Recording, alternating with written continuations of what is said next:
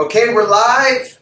The Naked Parent Podcast. My name's Chad Ratliffe, and I'm your host. And I am so lucky to be here with Kimberly West, who's a mother of two with one on the spectrum.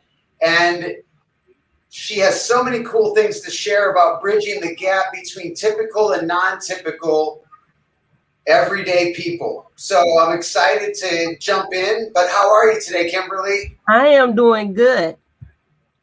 Thanks for jumping in from Indianapolis. Is that right? That is correct. Awesome. So, how old is your child that's on the spectrum? She is 14 and about to enter high school. So Teenager. This is a whole new ball game for her. Yeah, I bet. And how old's your other child? He's 12. 12 and 14, close. So, what was the first sign that you might be on a different journey than you thought you were going to be on? Actually, in my case, is immediately after my child got the MMR shot. On up to this point, she had language. She's potty trained. Basically, she's on point for kindergarten, where a child should be. And Once she got that shot, we noticed something was strange. Things she would be able to tolerate, like clothing. All of a sudden, certain clothes would bother her. Lights would bother her. She started to lose speech. Things like mama, daddy, all that started to go away. And I asked the doctor, I said, what did you give her? She was fine on up to this point. I said, I know people have gotten shots and stuff and, did okay. But in my case, we come to, as far as my daughter is concerned, I said, this is not right. Something is terribly wrong. And for the most part, she's a bubbly child, social, very sociable. And all that started to disappear. Wow. Yes.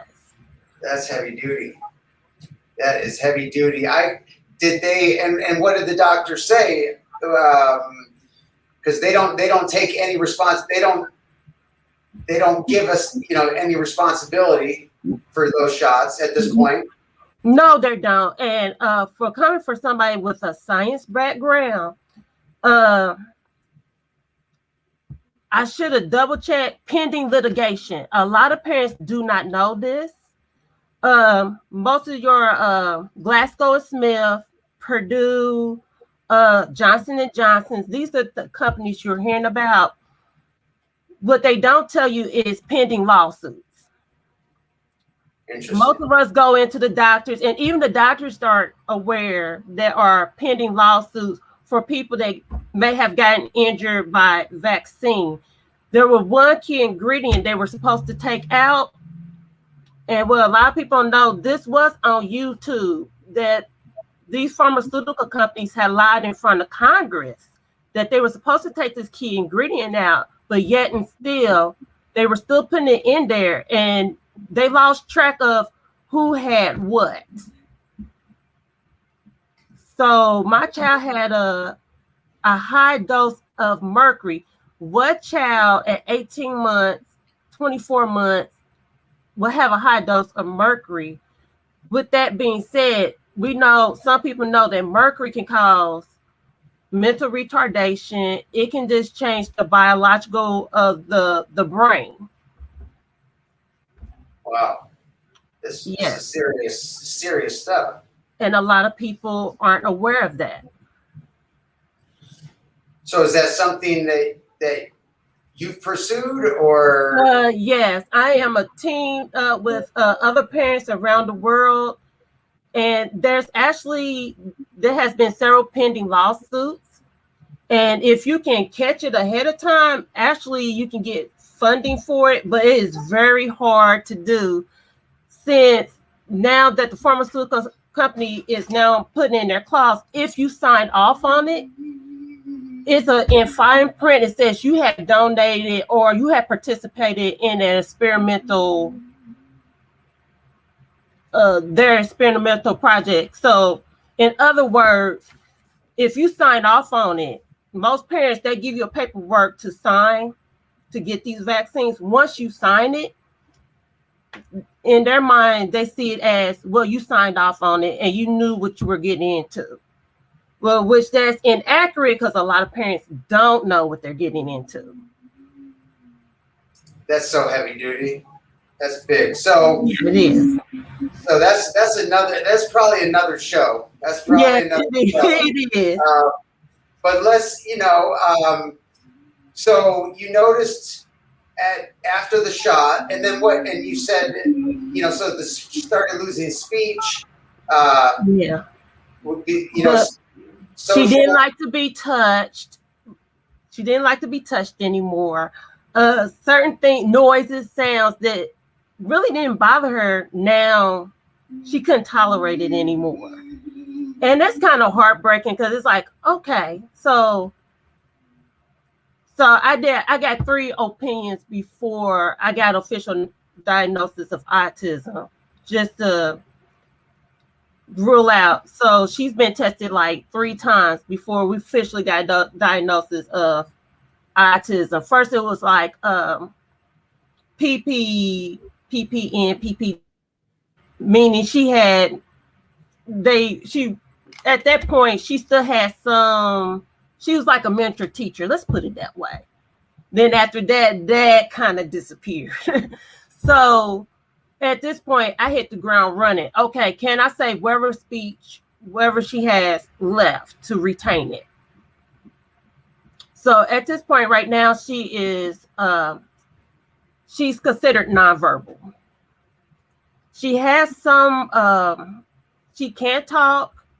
She is able to tell you her wants and needs, but for the most part, just to say she can hold a conversation, no. How about potty training? Potty training, that actually was a blessing in disguise. That did not leave her. She still stayed potty trained. So when most parents asked me, I said, well, in my case, it worked out just fine. She didn't lose that ability. She was still able to potty train. That's great. I had her potty trained before she was 1. Wow. So that worked out in my favor. Well, that's great. That's great. So now you got the first diagnosis was at what age? She was okay. So she got the shot at 18 months. So by the time she turned 2 is when I first got her tested. She got her official diagnosis at 3. 3? At 3. And now you're on the journey, and you ended up assessing a couple more times. Yes. After that, and similar results. Similar results. And how are you handling it emotionally at this point? I mean, your world is rocked, probably. Yeah. And at this time, I was expecting, my kids are 2 years apart. So at this time, I was expecting another child, and I had to deal with the emotional issues of a 2-year-old, because people fail to realize, even though she was on the spectrum, she had typical 2-year-old demeanors, testy twos.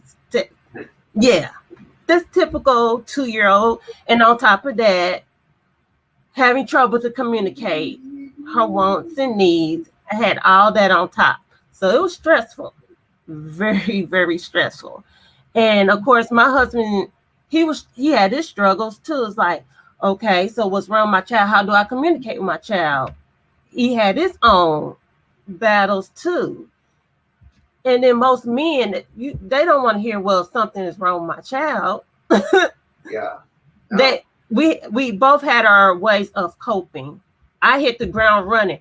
Oh no, what can I do to get this? Make sure she stays on track and make sure she's learning. Where it took him a while to process it.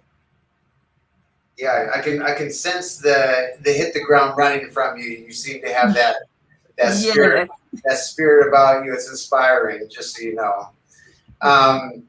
So what's, just to give us perspective, what's one of the worst experiences that you can remember? What's one of the bad experiences along the way to share with me? For me, my child would not sleep. She had sleep after that. She was the type of child that slept through the night.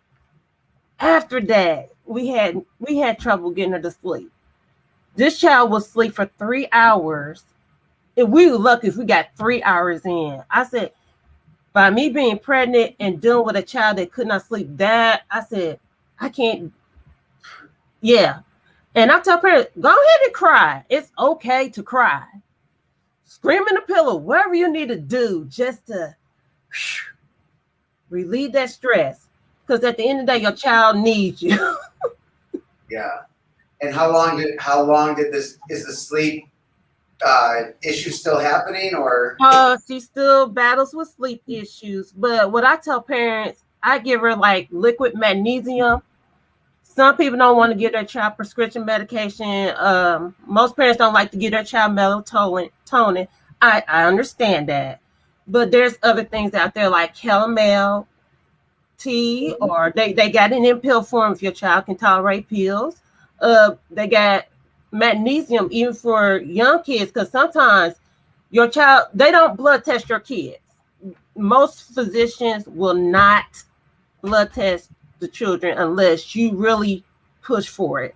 And then that way you can find out if your child is low in vitamin D, vitamin C, magnesium, potassium, because sometimes these kids are lacking key vitamins and minerals.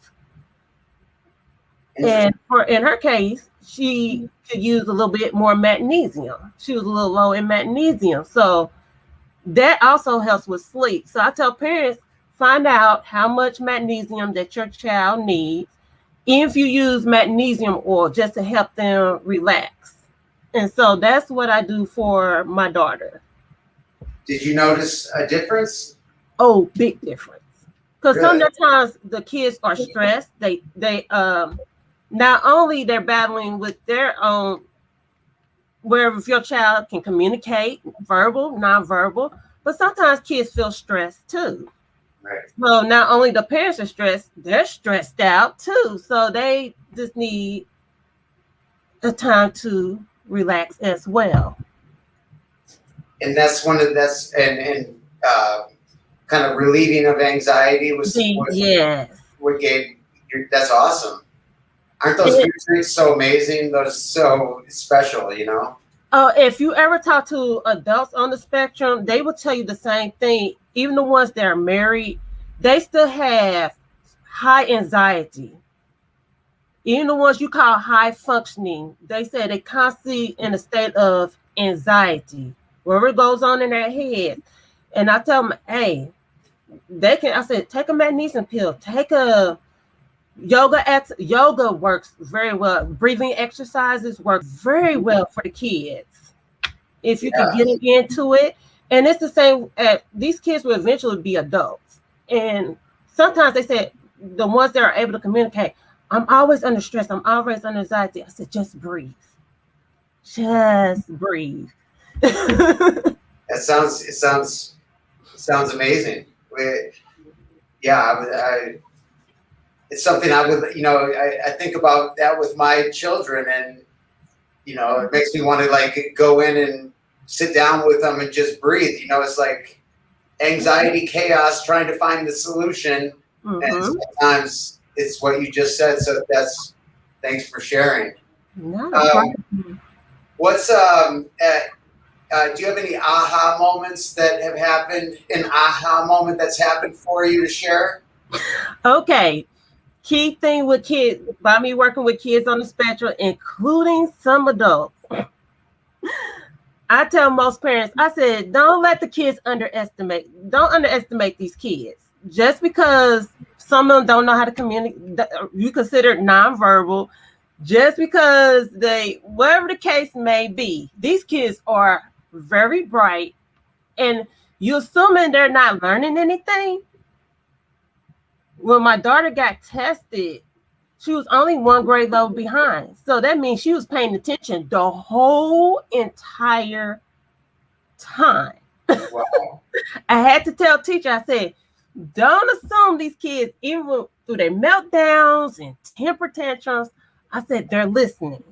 It just takes their brain a while to process. Is your child someone who can sit still for a while or is it?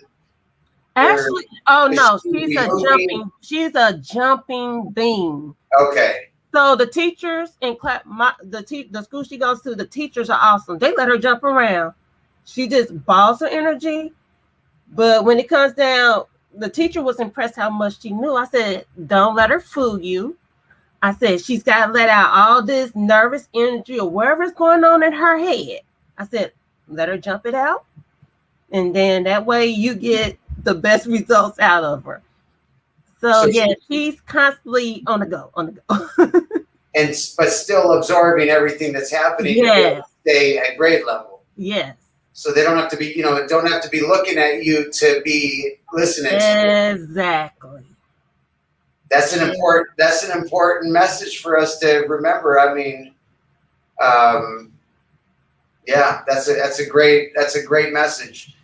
So, how are you taking care of yourself? Now, for me, I just I take my daughter with me. She likes to run. So I was like, well, let's go running. She's more of a sprinter. That's fine. I said, let's run. She's at the stage now. She's very fast. So I take her on the run. That's my outlet. I love to work out. I love to run. I love to do gardening. That is my outlet. Nice.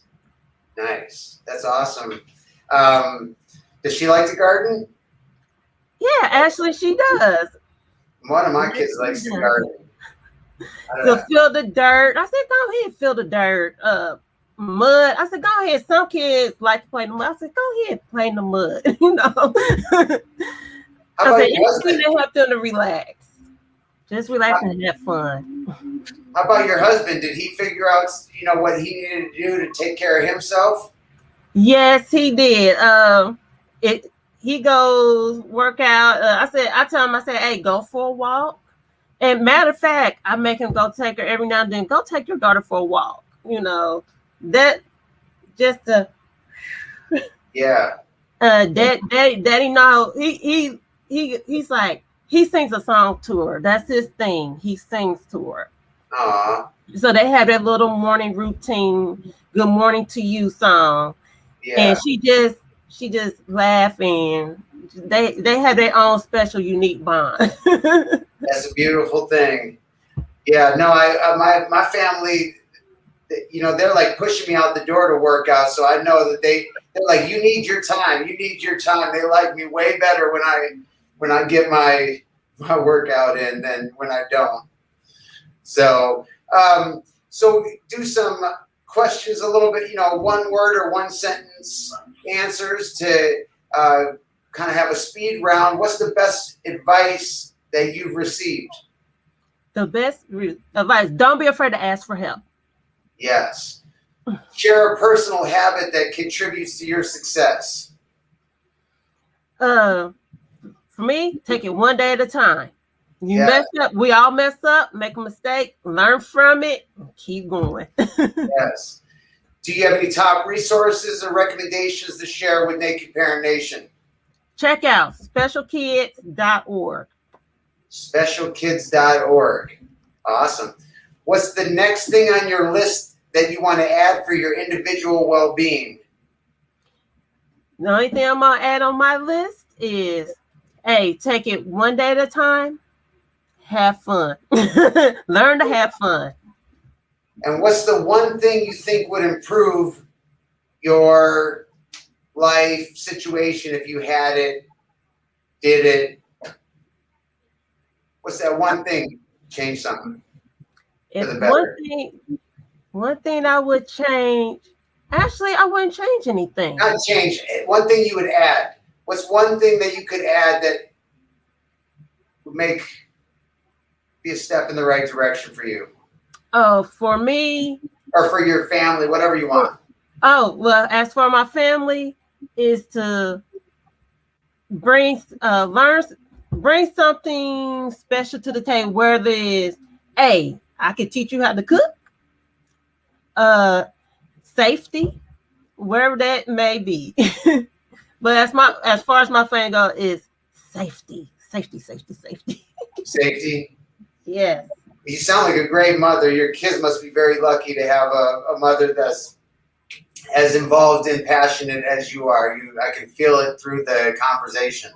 And so does the other parents and teachers. Really? All right. I'm not the only one. Do you provide any products or services? Like, are you in the industry that, something that you could share, or is that not something you do? Basically, I'm on Facebook. So, hey, parents have questions, they can feel free to ask me. Now, of course, I'm in Indiana, but Holly Rob, every now and then I get in touch with her and we all get together and you can ask us questions because her son is an adult. I have a teen, and we all share our stories, and you can feel free to get in touch with us. Well, if you want, we can talk about it after the show. I don't know if it's appropriate or not, but we could put your Facebook address in the show notes if you wanted. But we can talk about that after. Okay. And then any last guidance you want to share with our nation of parents? Okay, for those of you who have young ones, be persistent. Change their routines, because in life, things happen. This is not realistic. Even though your kids like routine, things change. Throw something different. See how they respond to it. Don't freak out, don't panic, but just let them know, hey, in life, things are not always routine. That's true. Kimberly, I appreciate you taking the time, and I wish you all the best on your journey. And I hope you come back to the show down the road and kind of give us an update on where you're at. And I just want to thank you for being part of what we're doing here. No, thank you. And thank you for sharing your journey. All right. Have a great day, Kimberly. You too. All right. Bye-bye. Bye-bye.